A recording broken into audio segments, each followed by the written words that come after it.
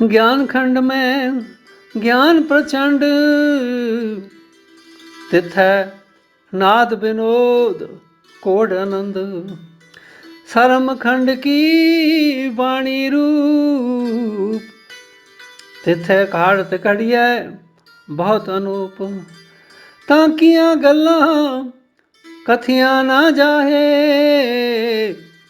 जेको कहे पिछै पछताए। तिथै घड़ियै सुरत मत मन बुध, तिथै खड़ियै सुरां सिद्धां की सुध। ਗੁਰੂ ਸਵਾਰੇ, ਗੁਰੂ ਦੁਲਾਰੇ ਸਤਸੰਗੀ ਜਨੋ, ਬੜੇ ਪਿਆਰ ਅਤੇ ਅਦਬ ਦੇ ਨਾਲ ਫਤਿਹ ਪ੍ਰਵਾਨ ਕਰੋ ਜੀ। ਵਾਹਿਗੁਰੂ ਜੀ ਕਾ ਖਾਲਸਾ, ਵਾਹਿਗੁਰੂ ਜੀ ਕੀ ਫਤਿਹ। ਇਹ ਜੋ ਪਾਠ ਆਪ ਜੀ ਨੇ ਸਰਵਨ ਕੀਤਾ, ਇਹ ਪਾਠ ਜਪਜੀ ਸਾਹਿਬ ਜੀ ਦੀ ਪੌੜੀ ਨੰਬਰ 36 ਦਾ ਹੈ। ਇਸ ਦੀ ਵਿਚਾਰ ਸਰਵਨ ਕਰੋ ਜੀ। ਅਧਿਆਤਮਕ ਮੰਡਲ ਦੇ 5 ਪੜਾਵ ਹਨ: ਧਰਮ ਖੰਡ, ਗਿਆਨ ਖੰਡ, ਸਰਮ ਖੰਡ, ਕਰਮ ਖੰਡ ਅਤੇ ਸੱਚਖੰਡ। ਸੱਚਖੰਡ ਮਨੁੱਖ ਦੀ ਮੰਜ਼ਿਲ ਹੈ। ਮਨੁੱਖ ਨੂੰ ਪਰਮਾਤਮਾ ਨੇ ਇੱਕ ਅਵਸਰ ਦਿੱਤਾ ਹੈ ਕਿ ਉਹ ਮਨੁੱਖ ਜਨਮ ਵਿੱਚ ਸੱਚਖੰਡ ਤੱਕ ਪੁੱਜੇ। ਸੱਚਿਤ ਆਨੰਦ ਦੇ ਵਿੱਚ ਸਮਾ ਜਾਣਾ ਇਹ ਜੀਵਨ ਦਾ ਮਨੋਰਥ ਹੈ। 2 ਪੜਾਵ ਧਰਮ ਖੰਡ ਅਤੇ ਗਿਆਨ ਖੰਡ ਤੋਂ ਬਾਅਦ ਸਾਹਿਬ ਸ੍ਰੀ ਗੁਰੂ ਨਾਨਕ ਦੇਵ ਜੀ ਇਸ ਪੌੜੀ ਵਿੱਚ ਸਰਮ ਖੰਡ ਦੇ ਰੂਪ ਦਾ ਬਹੁਤ ਸੁੰਦਰ ਚਿਤਰਣ ਕਰਦੇ ਹਨ। ਗਿਆਨ ਖੰਡ ਮੈਂ ਗਿਆਨ ਪ੍ਰਚੰਡ। ਗੁਰਦੇਵ ਫਰਮਾਉਂਦੇ ਹਨ ਕਿ ਗਿਆਨ ਖੰਡ ਵਿੱਚ ਪਹੁੰਚੇ ਮਨੁੱਖ ਦੇ ਅੰਦਰ ਗਿਆਨ ਦੀ ਅਗਨ ਪ੍ਰਚੰਡ ਰਹਿੰਦੀ ਹੈ। ਉਸਦਾ ਬੌਧਿਕ ਤਲ ਬਹੁਤ ਉੱਨਤ ਹੋ ਜਾਂਦਾ ਹੈ। ਗਿਆਨ ਖੰਡ ਵਿੱਚ ਮਨੁੱਖ ਨੂੰ ਇਹ ਸਮਝ ਆ ਜਾਂਦੀ ਹੈ ਕਿ ਪਰਮਾਤਮਾ ਇੱਕ ਸ਼ਕਤੀ ਹੈ, ਵਿਅਕਤੀ ਨਹੀਂ। ਤਿਥੈ ਨਾਦ ਵਿਨੋਦ ਕੋਡ ਆਨੰਦ। ਇਸ ਅਵਸਥਾ ਵਿੱਚ ਸਾਹਿਬ ਕਹਿੰਦੇ ਹਨ ਕਿ ਉੱਥੇ ਨਾਦ, ਵਿਨੋਦ, ਕੌਤਕ ਅਤੇ ਆਨੰਦ ਦੀਆਂ ਧੁਨੀਆਂ ਹਨ। ਮਨੁੱਖ ਨੂੰ ਜੋ ਆਨੰਦ ਸੰਗੀਤ ਦੀਆਂ ਧੁਨਾਂ ਨਾਲ ਅਤੇ ਰੰਗ ਤਮਾਸ਼ੇ ਦੇਖ ਕੇ ਮਿਲਦਾ ਹੈ, ਉਸ ਤੋਂ ਕਈ ਗੁਣਾ ਆਨੰਦ ਗਿਆਨ ਖੰਡ ਵਿੱਚ ਪਹੁੰਚੇ ਹੋਏ ਮਨੁੱਖ ਨੂੰ ਮਿਲਦਾ ਹੈ। ਗਿਆਨ ਖੰਡ ਵਿੱਚ ਪਹੁੰਚੇ ਮਨੁੱਖ ਦਾ ਧਿਆਨ ਬਾਹਰ ਦੇ ਰੰਗ ਤਮਾਸ਼ਿਆਂ ਤੋਂ ਹਟ ਜਾਂਦਾ ਹੈ। ਇਸ ਤਰ੍ਹਾਂ ਦਾ ਮਨੁੱਖ ਆਪਣੇ ਅੰਦਰ ਦੀ ਅਨਾਦ ਨਾਦ ਨੂੰ ਸੁਣ ਲੈਂਦਾ ਹੈ। ਜਿਸ ਨੇ ਇਹ ਨਾਦ ਸੁਣ ਲਿਆ, ਉਹ ਕਿਵੇਂ ਉਦਾਸ ਹੋਏਗਾ? ਉਸਦੇ ਜੀਵਨ ਵਿੱਚ ਉਦਾਸੀ ਨਹੀਂ ਹੋਏਗੀ, ਵਿਨੋਦ ਹੋਏਗਾ। ਉਹ ਹੀ ਹੱਸ ਸਕੇਗਾ ਜਿਸ ਨੇ ਨਾਦ ਨੂੰ ਪਛਾਣ ਲਿਆ। ਉਸਦੇ ਜੀਵਨ ਦਾ ਢੰਗ ਵਿਨੋਦ ਦਾ ਹੋਏਗਾ। ਤੀਜੀ ਚੀਜ਼ ਹੈ ਕੌਤਕ। ਉਸਦੇ ਜੀਵਨ ਵਿੱਚ ਅਚੰਭਾ ਹੋਏਗਾ, ਜਵਾਬ ਨਹੀਂ। ਉਹ ਨਿੱਕੇ ਬੱਚੇ ਵਾਂਗ ਖਿੜਖਿੜਾਉਂਦਾ ਹੈ। ਹਰ ਚੀਜ਼ ਰਹੱਸ ਦੱਸਦੀ ਹੈ। ਰਹੱਸ ਦਾ ਅਰਥ ਹੈ ਕਿ ਮਨੁੱਖ ਦੇ ਹੱਥ ਵਿੱਚ ਕੁਝ ਵੀ ਨਹੀਂ ਹੈ, ਉਹ ਸਮਝ ਜਾਂਦਾ ਹੈ। ਸਰਮ ਖੰਡ ਕੀ ਬਾਣੀ ਰੂਪ। ਗਿਆਨ ਖੰਡ ਤੋਂ ਅਗਲਾ ਖੰਡ ਹੈ ਸਰਮ ਖੰਡ। ਸਰਮ ਸੰਸਕ੍ਰਿਤ ਦਾ ਸ਼ਬਦ ਹੈ ਜਿਸਦਾ ਮਤਲਬ ਹੈ ਮਿਹਨਤ।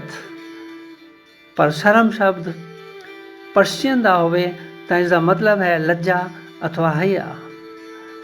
ਅੱਗੋਂ ਜੋ ਕਰਮ ਖੰਡ ਹੈ ਉਸਦਾ ਪਰਸ਼ੀਅਨ ਰੂਪ ਲਈਏ ਤਾਂ ਇਸਦਾ ਮਤਲਬ ਹੈ ਬਖਸ਼ਿਸ਼, ਰਹਿਮਤ। ਲੇਕਿਨ ਸੰਸਕ੍ਰਿਤ ਵਿੱਚ ਇਸਦਾ ਅਰਥ ਹੈ ਕੰਮ ਅਥਵਾ ਵਰਕ। ਧਰਮ ਖੰਡ ਵਿੱਚ ਸਰੀਰ ਦਾ ਸੰਜਮ, ਖਾਣ ਪੀਣ ਦਾ, ਉੱਠਣ ਬੈਠਣ ਦਾ ਸੰਜਮ, ਅਰਥਾਤ ਬਾਹਰ ਦੇ ਜੀਵਨ ਨੂੰ ਇੱਕ ਸੀਮਤ ਦਾਇਰੇ ਵਿੱਚ ਰੱਖਣਾ ਬਾਹਰ ਦੀ ਸਾਧਨਾ ਹੈ। ਪਰ ਸਰਮ ਖੰਡ ਵਿੱਚ ਜਿਹੜੀ ਸਾਧਨਾ ਹੈ ਉਹ ਹੈ ਮਨ ਨੂੰ ਕਰਨ ਦੀ, ਬੁੱਧ ਨੂੰ ਕਰਨ ਦੀ, ਚਿੱਤ ਨੂੰ ਕਰਨ ਦੀ ਅਤੇ ਅਹੰਗ ਨੂੰ ਕਰਨ ਦੀ। ਇਸ ਵਾਸਤੇ ਇਹ ਮਿਹਨਤ ਦਾ ਖੰਡ ਸਰਮ ਖੰਡ ਇਸ ਦੀ ਬਣਤਰ ਹੈ ਉਹ ਅਤਿਅੰਤ ਸੁੰਦਰ ਹੈ, ਅਨੁਪਮ ਹੈ। ਇੱਥੇ ਕੀ ਘੜਿਆ ਜਾਂਦਾ ਹੈ? ਸਾਹਿਬ ਕਹਿੰਦੇ ਹਨ ਤਿੱਥੈ ਕਾੜਤ ਘੜੀਐ ਬਹੁਤ ਅਨੂਪ।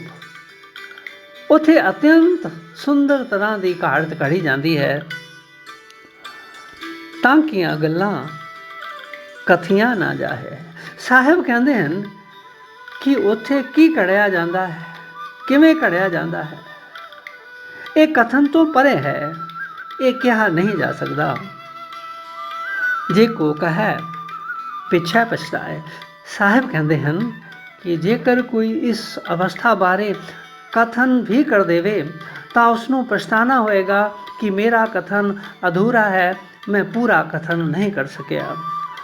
ਪਰ ਉੱਥੇ ਕੀ ਘੜਿਆ ਜਾਂਦਾ ਹੈ? ਸਾਹਿਬ ਕਹਿੰਦੇ ਹਨ ਤਿੱਥੈ ਘੜੀਐ ਸੁਰਤ ਮਤ ਮਨ ਬੁੱਧ। ਮਨੁੱਖ ਦਾ ਅੰਤਸ਼ਕਰਨ 4 ਸ਼ਕਤੀਆਂ ਦਾ ਇਕੱਠ ਹੈ, ਮਨ, ਬੁੱਧ, ਚਿੱਤ ਅਤੇ ਅਹੰਗ। ਵਿਚਾਰ ਸ਼ਕਤੀ, ਫੁਰਨੇ ਸ਼ਕਤੀ, ਚੇਤੇ ਸ਼ਕਤੀ, ਸੋਚਣ ਸ਼ਕਤੀ ਘੜੀ ਜਾਂਦੀ ਹੈ, ਕਿਉਂਕਿ ਇਹ ਸ਼ਕਤੀਆਂ ਅਤਿਅੰਤ ਸੂਖਸ਼ਮ ਨੇ ਅਤੇ ਇਹਨਾਂ ਨੂੰ ਘੜਨ ਲਈ ਅਤਿਅੰਤ ਸੂਖਸ਼ਮ ਬਿਰਤੀ ਚਾਹੀਦੀ ਹੈ। ਇਸ ਅਵਸਥਾ ਵਿੱਚ ਪਹੁੰਚ ਕੇ ਮਨੁੱਖ ਆਪਣੇ ਮਨ ਨੂੰ ਘੜਦਾ ਹੈ। ਘੜੀ ਹੋਈ ਮਿੱਟੀ ਇੱਕ ਸੁੰਦਰ ਸੁਰਾਹੀ ਦਾ ਰੂਪ ਲੈ ਲੈਂਦੀ ਹੈ। ਘੜੀ ਹੋਈ ਲੱਕੜ ਸੁੰਦਰ ਫਰਨੀਚਰ ਦਾ ਰੂਪ ਲੈ ਲੈਂਦੀ ਹੈ ਅਤੇ ਘੜੀ ਹੋਈ ਜ਼ਮੀਨ ਇੱਕ ਸੁੰਦਰ ਬਗੀਚੇ ਵਿੱਚ ਤਬਦੀਲ ਹੋ ਜਾਂਦੀ ਹੈ। ਘੜਿਆ ਹੋਇਆ ਸੋਨਾ ਸੁੰਦਰ ਗਹਿਣਿਆਂ ਵਿੱਚ ਤਬਦੀਲ ਹੋ ਜਾਂਦਾ ਹੈ।